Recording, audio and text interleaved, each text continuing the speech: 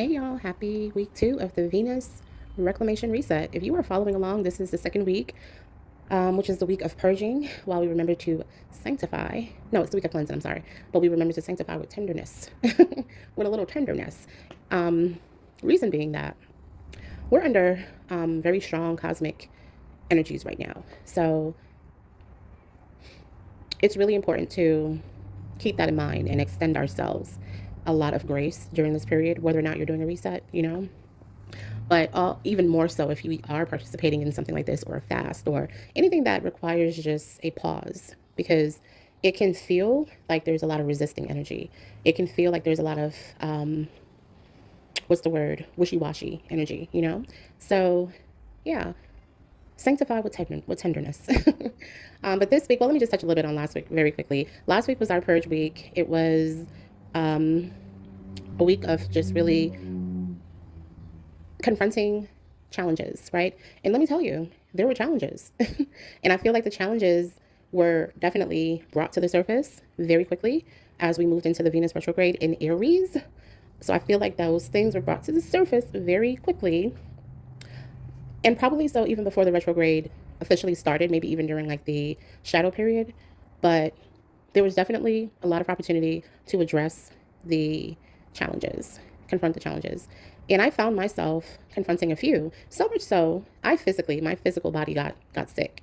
And I don't want to say forced, but I was made to just kind of relax, take it easy, and listen to myself, listen to my mind, listen to my body, listen to what my spirit needed, right?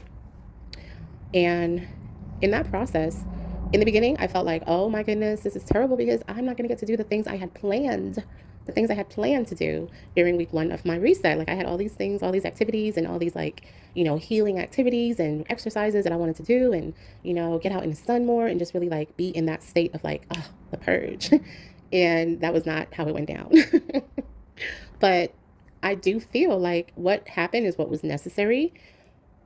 Definitely found myself spending a lot of time alone, just by the nature of being sick, kind of isolated a bit, confronting also the idea of being alone, and had to kind of work through that in my way and come to an understanding that sometimes in life, being alone means you are being elevated.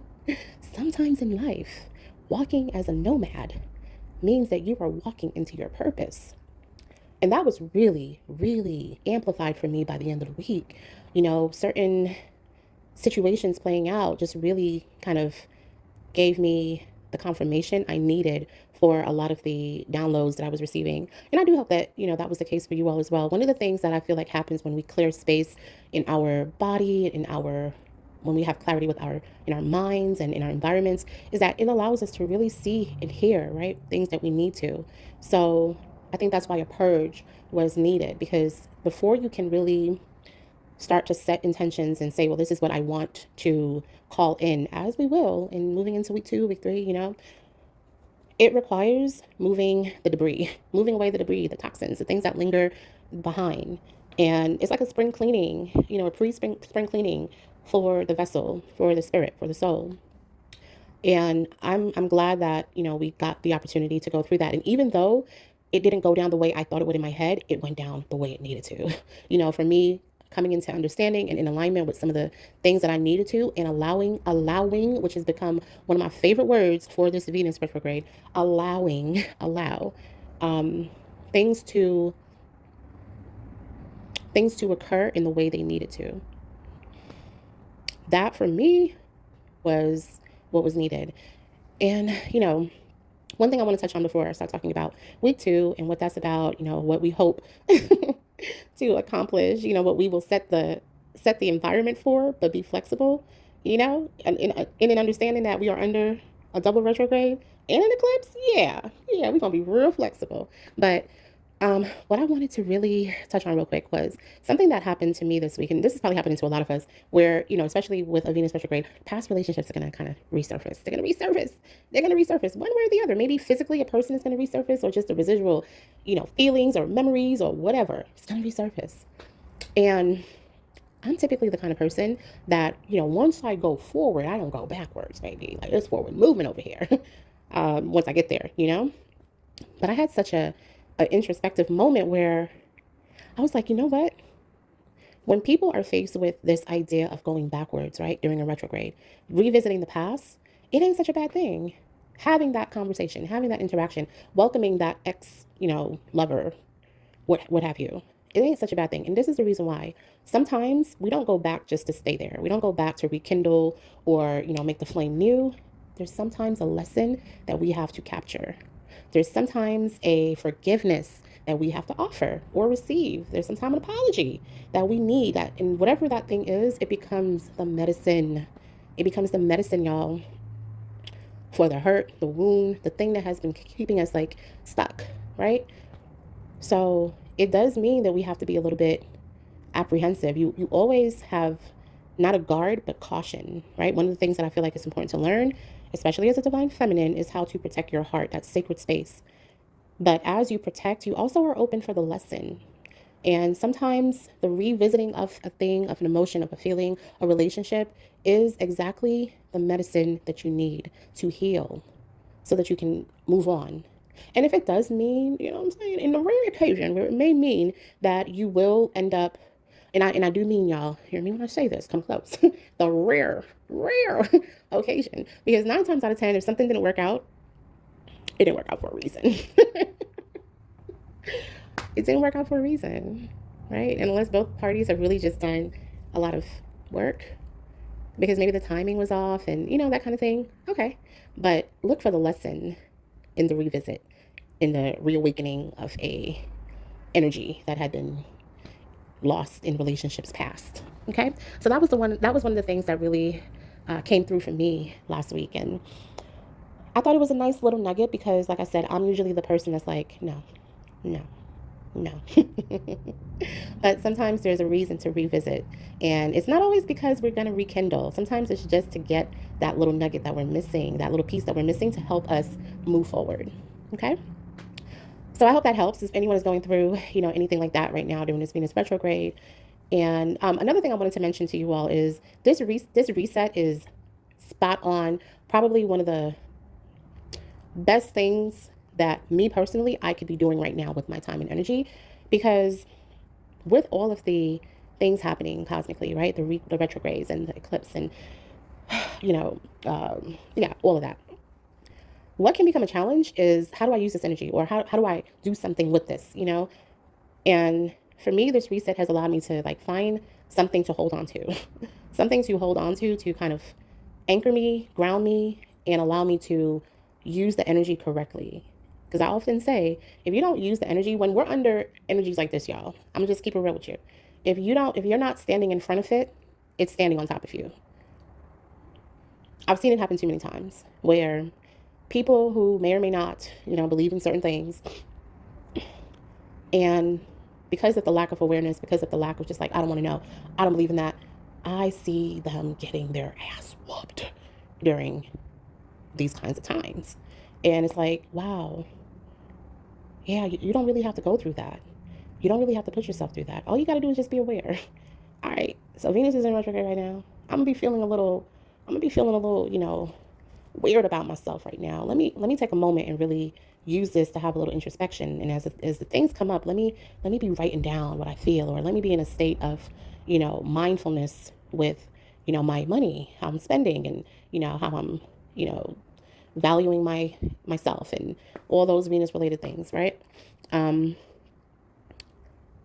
Having that understanding will just allow you to, I'm not going to say get through it any easier, but yeah, kind of get through it easier, but also use it for what it's designed for. Retrogrades are not the enemy.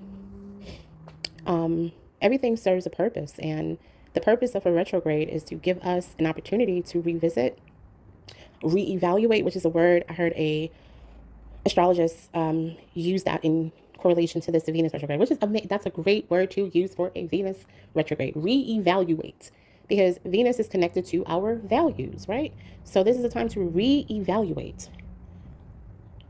So yeah, glad to have something like this to just kind of ground the energies that are happening right now. So another reason why this is probably One of the best states to be in right now, whether you're doing this retrograde or not, is to just be in kind of a recalibration state with yourself.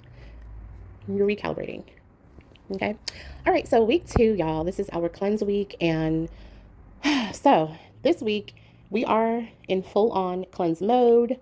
And by cleanse, I mean like everything. We're cleansing the body, we're cleansing the mind, we're cleansing the emotions, we're cleansing the environment in whatever way you see fit, right? You are the captain of your ship, you're the umpire in your life. So you know what area needs the cleansing. I recommend always, believe it or not, I feel like it's good to start from the outer and work your way in. So cleanse your environment, cleanse your body, and then get to maybe doing a more spiritual cleansing. Because if the environment is not cleansed, it's going to be a little harder to get yourself to the point where you want to do the other cleansing, or where you have the energy, the spiritual energy to do the other, other things.